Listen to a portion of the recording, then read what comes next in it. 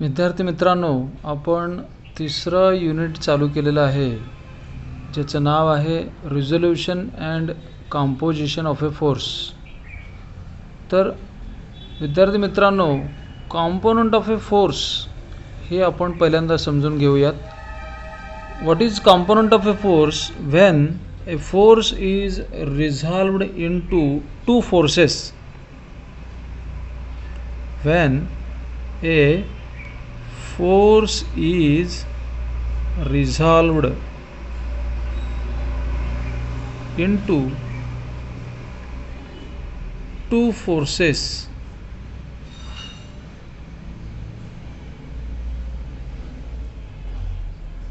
it is called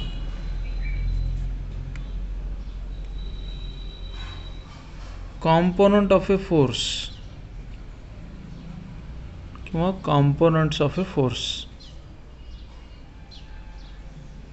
एखाद्या फोर्सचे दोन फोर्सेसमध्ये रूपांतर करणे म्हणजेच कॉम्पोनंट ऑफ ए फोर्स.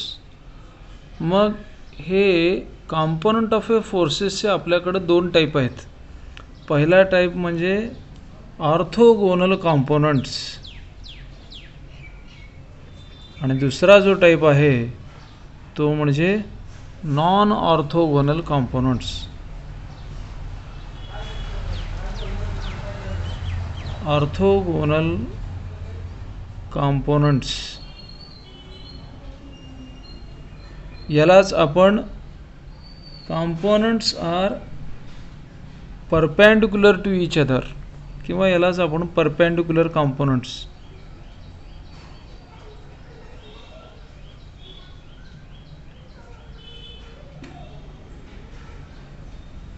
असंही म्हणतो.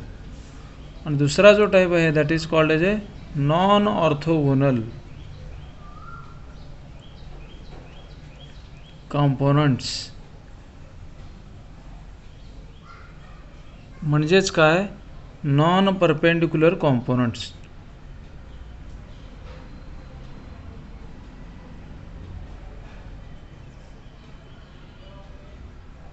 तर ऑर्थोगोनल कॉम्पोनंट आणि नॉन ऑर्थोगोनल कॉम्पोनंट्समध्ये काय फरक आहे पहा. ऑर्थोगोनल कॉम्पोनंट्स हे एकमेकांना परपेंडिक्युलर असतात. का? कॉम्पोनंट्स ऑफ ए फोर्स म्हणजे काय? एका फोर्सचे दोन फोर्सेसमध्ये रूपांतर करणे. मग ते तयार केलेले दोन फोर्सेस एकमेकांना परपेंडिक्युलर असतील तर त्याला आपण म्हणायचं ऑर्थोगोनल कॉम्पोनंट्स. आणि एकाच फोर्सचं दोन फोर्समध्ये रूपांतर केलं आणि जर ते तयार झालेले दोन फोर्सेस एकमेकांना परपेंडिक्युलर नसतील तर त्याला म्हणायचं नॉन ऑर्थोगोनल म्हणजेच नॉन परपेंडिक्युलर कॉम्पोनंट्स. इथं फरक एवढाच आहे, these components are perpendicular each other.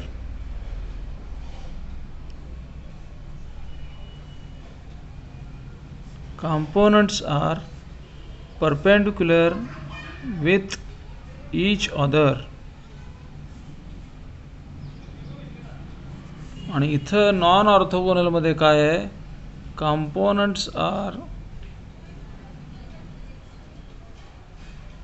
Not perpendicular with each other. एवढा फरक आहे.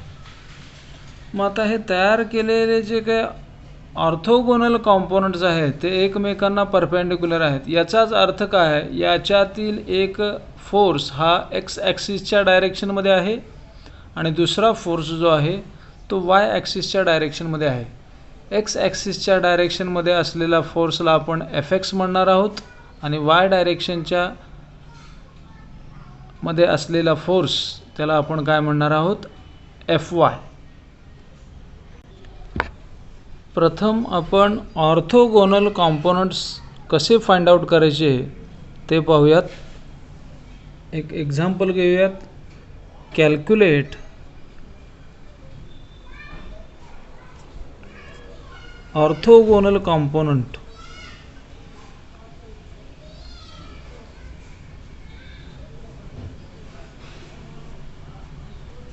of a force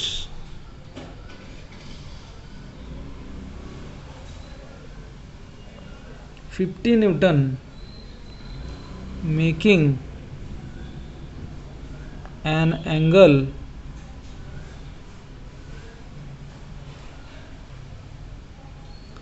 35 degree with vertical.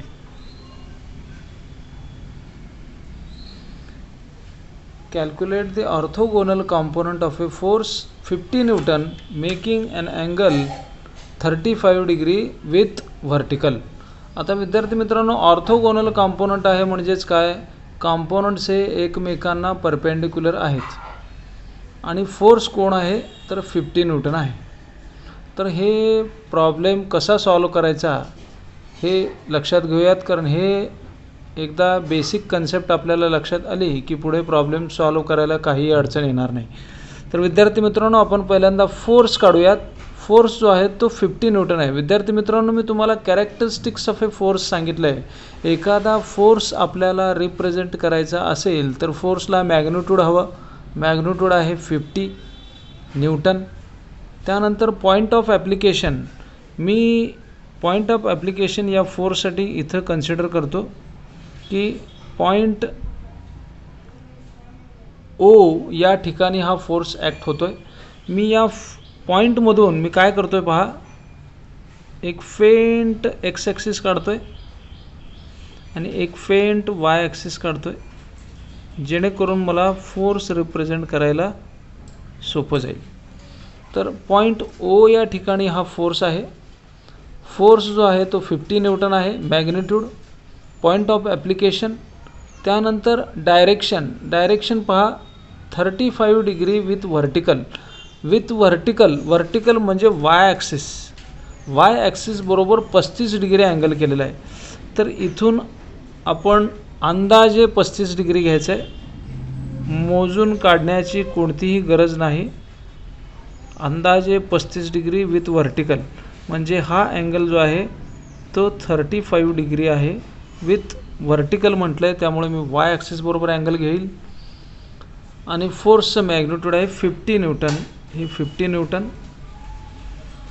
विद्यार्थी मित्रांनो पहा, कॅरेक्टरिस्टिक्स ऑफ ए फोर्स आपण काय घेतलं, मॅग्निट्यूड घेतलं, पॉईंट ऑफ ॲप्लिकेशन घेतलं, डायरेक्शन घेतली. आता विद्यार्थी मित्रांनो, सेन्स म्हणजे तो फोर्स 50 न्यूटन हा पुश आहे का पुल आहे. इथं तसं काहीही दिलेलं नाही. 50 न्यूटन हा फोर्स पुश आहे का पुल आहे असं काहीही दिलेलं नाही आहे. काहीही दिलेलं नसेल तर तो पुल घ्यायचा आहे. विद्यार्थी मित्रांनो, पुल म्हणजे काय, पॉईंट ऑफ ॲप्लिकेशनपासून दूर जाणारा जर फोर्स असेल तर मला सेन्स म्हणजे डायरेक्शन जी आहे ती अशी द्यावी लागेल, म्हणजे तो फोर्स पुल आहे. म्हणजेच काय, अवे फ्रॉम द पॉईंट. पॉईंटपासून दूर जाणारा दिलेलं नाही आहे म्हणून पुल घेतलेला आहे. दिलेलं असलं असतं पुल तर पुलच घ्यावं लागलं असतं. आणि पुश जर असेल तर हा बाण जो आहे तो पॉईंटकडे येणारा दाखवावा लागला असता. त्यामुळे इथं दिलेलं नाही आहे. दिलेलं नसेल तर ऑलवेज पुल फोर्स घ्यायचा आहे, हे लक्षात घ्या. आता आपण हा फोर्स रिप्रेझेंट केला आहे विद्यार्थी मित्रांनो. आता आपल्याला ऑर्थोगोनल कॉम्पोनंट्स काढायचे आहेत. ऑर्थोगोनल कॉम्पोनंट्स काढत असताना आता पहा 35 डिग्री विथ व्हर्टिकल आहे, त्यामुळं फोर्स जो आहे तो फर्स्ट क्वाड्रंटमध्ये येतो आहे. हा सेकंड क्वाड्रंट आहे. इकडे थर्ड क्वाड्रंट आणि इकडे फोर्थ क्वाड्रंट आहे. फर्स्ट क्वाड्रंटमध्ये फोर्स आहे. तर फर्स्ट क्वाड्रंटमधला आपल्याला 50 न्यूटनचा एक्स ॲक्सिसवरील फोर्स काढायचा आहे. फर्स्ट क्वाड्रंटचा एक्स ॲक्सिस पहा इथं आहे आणि फर्स्ट क्वाड्रंटचा वाय ॲक्सिस इथं आहे. तर हे दोन फोर्सेस आपल्याला काढायचे आहेत, एक्स ॲक्सिसवर आणि वाय ॲक्सिसवर. तर 50 न्यूटनचा एक्स ॲक्सिसवरील फोर्स म्हणजे एक्स ॲक्सिस इथं आहे. 50 न्यूटन पॉईंटपासून दूर जातो आहे. मी ही एक्स ॲक्सिसवर पॉईंटपासून दूर जाणार. एक्स ॲक्सिस इथं आहे, पॉईंट इथं आहे. मला एक्स ॲक्सिसवर दूर जायचं आहे. दूर जर जायचं असेल तर मला असं जावं लागेल आणि पॉईंटपासून दूर जायचं आहे म्हटल्यानंतर बाण असा हवा आणि हा फोर्स एक्स ॲक्सिसवर आहे म्हणून मी याला Fx म्हणणार आहे, हे लक्षात घ्या. त्याचप्रमाणे सिमिलरली 50 न्यूटन फोर्स पॉईंटपासून दूर जात आहे म्हणून मी वाय ॲक्सिसवर येणार. फर्स्ट क्वाड्रंटमध्ये वाय ॲक्सिस इथं आहे. मला वाय ॲक्सिसवर पॉईंटपासून दूर जायचं आहे कारण 50 न्यूटन दूर चाललेला आहे. मी वाय ॲक्सिसवर पॉईंट इथं आहे. वाय ॲक्सिसवर पॉईंटपासून दूर जायचं असेल तर मला असं जावं लागेल, बाण मला असा करावा लागेल म्हणजे मी पॉईंटपासून दूर जाईन. हा वाय ॲक्सिसवर फोर्स आहे त्यामुळे मी याला Fy असं म्हणणार. तर हा Fx आणि हा Fy म्हणजे 50 न्यूटनचे ऑर्थोगोनल कॉम्पोनंट्स. लक्षात येते का पहा. पुन्हा एकदा सांगतो, 50 न्यूटन आपण रिप्रेझेंट कसा केला तर पॉईंट ऑफ ॲप्लिकेशन घ्यावा लागतो. पॉईंटमधून एक्स ॲक्सिस काढायचा, पॉईंटमधून वाय ॲक्सिस काढायचा.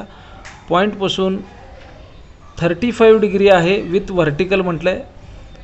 सुरुवातीला आपण फर्स्ट क्वाड्रंटमधून अँगल इथून 10, 20, 30, 40, 50 असं वाढत जातो अँगल आणि इथंपर्यंत 360 होतो. फर्स्ट क्वाड्रंटमधूनच अँगल स्टार्ट करायचा आहे. अँगल दिलेला आहे तो 35 डिग्री विथ व्हर्टिकल आहे त्यामुळे मी व्हर्टिकल बरोबर 35 डिग्री अँगल घेतला आणि अंदाजे दाखवलेला आहे फोर्स 50 न्यूटन. ऑर्थोगोनल कॉम्पोनंट काढायचं आहे त्यामुळे फर्स्ट क्वाड्रंटमध्ये एक्स ॲक्सिसवर यायचं आहे. एक्स ॲक्सिसवर पॉईंटपासून दूर जायचं आहे कारण फोर्स 50 न्यूटन पॉईंटपासून दूर चाललेला आहे. एक्स ॲक्सिसवर दूर जायचं असेल तर बाण असा करावा लागेल आणि एक्स ॲक्सिसवर फोर्स आहे म्हणून Fx. सिमिलरली वाय ॲक्सिसवर यायचं फर्स्ट क्वाड्रंटच्याच वाय ॲक्सिसवर काय यायचं आहे तर फोर्स हा फर्स्ट क्वाड्रंटमध्ये आहे म्हणून मग वाय ॲक्सिसवर मी पॉईंटपासून दूर जाणार आहे. दूर जायचं असेल तर बाणाची दिशा अशी असावी. तो फोर्स जो आहे तो Fy असणार आहे. मग मला Fxची किंमत काढायची आहे. Fx इज इक्वल टू, विद्यार्थी मित्रांनो पहा, पॉईंट ओच्या उजवीकडे जाणारा हा बाण आहे. बाणाची दिशा जी आहे ती उजवीकडे आहे. उजवीकडे जाणारे फोर्सेस पॉझिटिव्ह असतात म्हणून आपण इथं पॉझिटिव्ह घ्यायचं हे लक्षात घ्या. Fxची किंमत काढायची. बाण जर इथं असला असता आणि अशी दिशा असली असती तरीही तो उजवीकडेच गेला असता. उजवीकडे जाणार आहे म्हणून तो प्लस आहे हे लक्षात घ्या. F म्हणजे 50 न्यूटन, इथं 50 न्यूटन लिहिणार मी. 50 फक्त लिहायचं आहे, न्यूटन लिहिण्याची गरज नाही. हा फोर्स लिहायचा आहे 50. त्यानंतर या 50नं आपण काय करतो आहे Fx काढतो आहे. एक्स ॲक्सिस बरोबर काही अँगल केलेला माहिती आहे का. इथं माहीत नाही. आपल्याला काढता येतो विद्यार्थी मित्रांनो पण आपण काढणार नाही. इथं अँगल दिलेला आहे का नाही म्हणजे साईन लिहायचं आहे. आणि हा अँगल माहीत नाही पण दुसरा अँगल माहीत आहे आपल्याला इकडचा, तो आहे 35. हे 35 लिहून टाकायचं आहे. मग Fx is equal to 50 sine 35ची व्हॅल्यू किती येते ती काढायची. ती जी व्हॅल्यू आहे ती येते 28.67 आणि 50 हे न्यूटनमध्ये आहे. मी न्यूटन लिहून टाकणार. हा झाला आपला ऑर्थोगोनल कॉम्पोनंटमधील एक्स ॲक्सिसवर असलेला कॉम्पोनंट. सिमिलरली वाय ॲक्सिसवर जायचं आहे. वाय ॲक्सिसवर काढत असताना Fy इज इक्वल टू लिहायचं आहे. काय लिहायचं आहे पहा, सुरुवातीला वाय ॲक्सिसवर जायचं आहे. वाय ॲक्सिसवर हा Fy हा पॉईंटपासून दूर जातो आहे आणि तो पॉईंटच्या वर जाणार आहे. वर जाणारे फोर्सेस पॉझिटिव्ह, खाली येणारे निगेटिव्ह. वर जाणारे पॉझिटिव्ह म्हणून मी इथं पॉझिटिव्ह साईन देणार. फोर्स कोण आहे 50 न्यूटन आहे म्हणून मी इथं 50 लिहिणार. त्यानंतर काय करायचं आहे अँगल लिहायचं आहे. अँगल लिहित असताना 50नं आता आपण Fy काढतोय तर वाय ॲक्सिस बरोबर अँगल केलेला आहे का बघायचं आहे. हा वाय ॲक्सिस बरोबरच अँगल आहे 35 आहे. अँगल माहीत आहे म्हणून कॉस आणि अँगल काय आहे तर 35 आहे, म्हणून 35.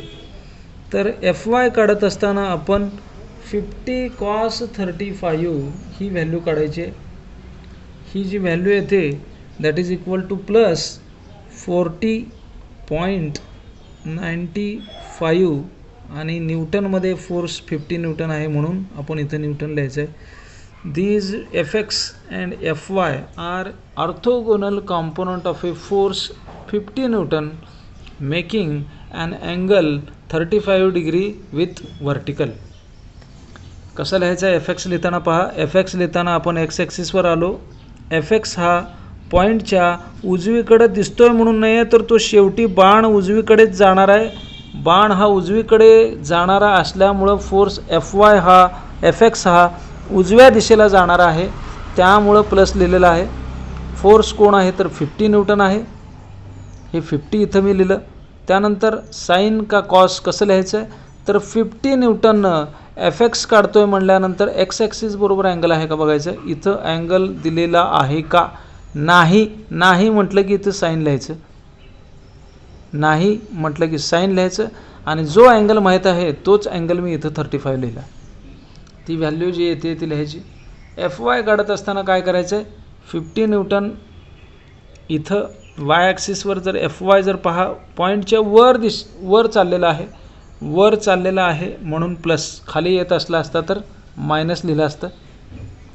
त्यानंतर फोर्स कोण आहे तर 50 लिहायचं. मग या 50नं वाय ॲक्सिस बरोबर अँगल केलेला माहीत आहे का. होय होय म्हणून कॉस आणि जो अँगल आहे तोच अँगल इथं लिहायचा 35 आणि that is equal to 40.95 newton. अशा पद्धतीनं ऑर्थोगोनल कॉम्पोनंट्स काढायचे आहेत. आपण हाच कन्सेप्ट आणखी एखादा प्रॉब्लेम घेऊन सॉल्व करूयात, म्हणजे आपल्या लक्षात येईल. आता पुढील प्रॉब्लेममध्ये पहा. Find orthogonal component of a force 75 newton making an angle 30 degree with horizontal असं म्हटलं आहे. विद्यार्थी मित्रांनो, कोणताही प्रॉब्लेम सॉल्व करण्या अगोदर पाहायचं आहे की फोर्स किती आहे. फोर्स आहे 75 न्यूटन. सुरुवातीला कॅरेक्टरिस्टिक्स ऑफ ए फोर्स प्रमाणे आपल्याला फोर्स रिप्रेझेंट करण्यासाठी पॉईंट ऑफ ॲप्लिकेशन गरजेचं आहे. मी इथं पॉईंट दाखवणार, याला पॉईंटला नाव देणार मी ओ. या ओ पॉईंटमधून सुरुवातीला काय करायचं आहे फेंट, अगदी फेंट पुसट आपण एक्स ॲक्सिस ड्रॉ करायचं आहे आणि याच पॉईंटमधून आपण वाय ॲक्सिस देखील ड्रॉ करायचं आहे. आपल्याला दिसेल इतकाच. या पॉईंटवरती फोर्स 75 न्यूटन आहे.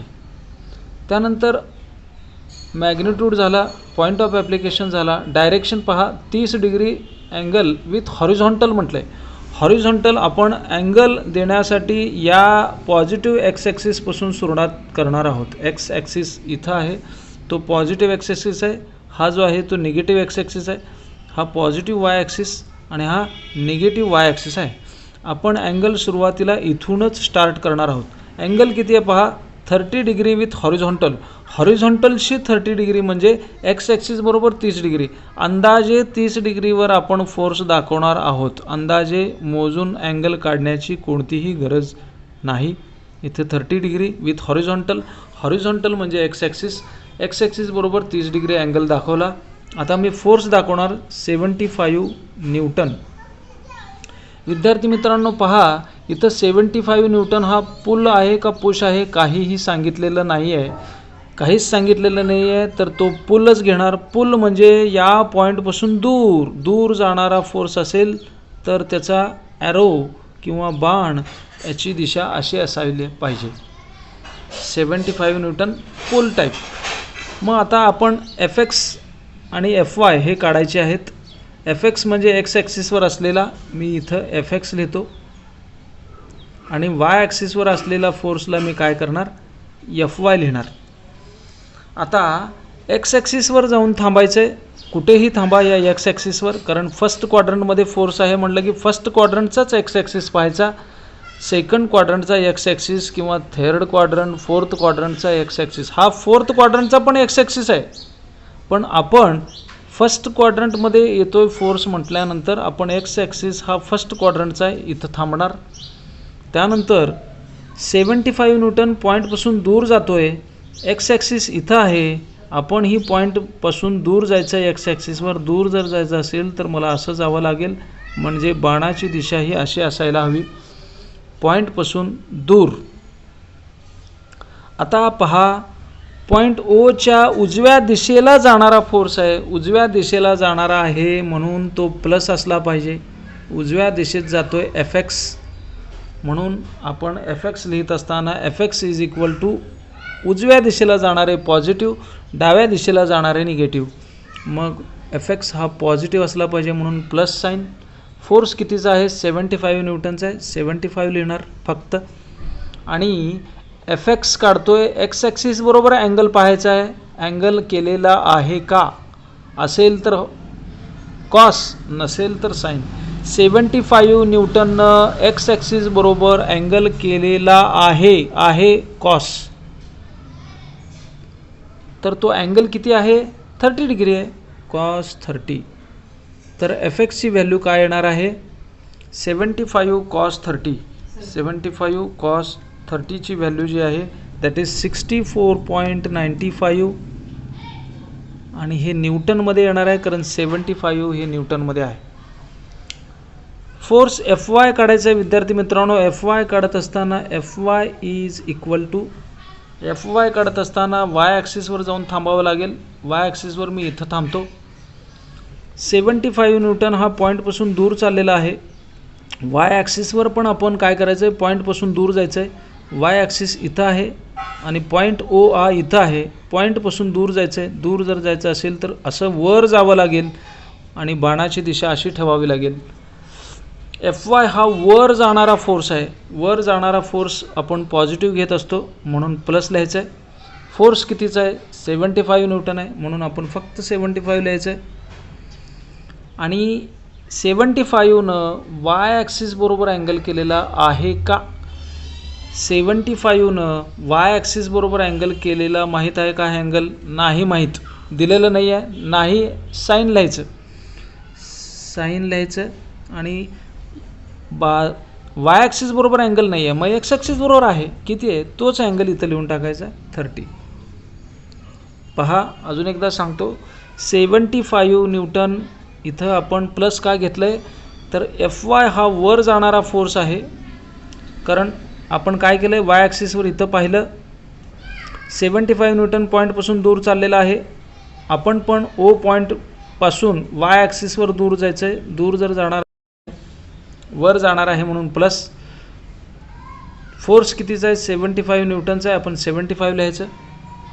मग या 75नं वाय ॲक्सिस बरोबर अँगल केलेला माहिती आहे का? 75 न्यूटननं वाय ॲक्सिस बरोबर अँगल केलेलं माहीत नाही आहे, इथं दिलेलं नाही आहे. नाही आहे म्हटलं की आपण साईन लिहिणार आणि दुसरा जो अँगल आहे तोच लिहिणार. इथं लिहिलं, मग आपण 75 साईन 30ची व्हॅल्यू जी आहे ती कॅल्क्युलेट करणार. ती येणार आहे 37.5 न्यूटन. एफ एक्स आणि एफ वाय हे दोन म्हणजेच 75 न्यूटनचे ऑर्थोगोनल कॉम्पोनंट्स. ऑर्थोगोनल कॉम्पोनंट्स म्हणजे एकमेकांना परपेंडिक्युलर असलेले कॉम्पोनंट्स.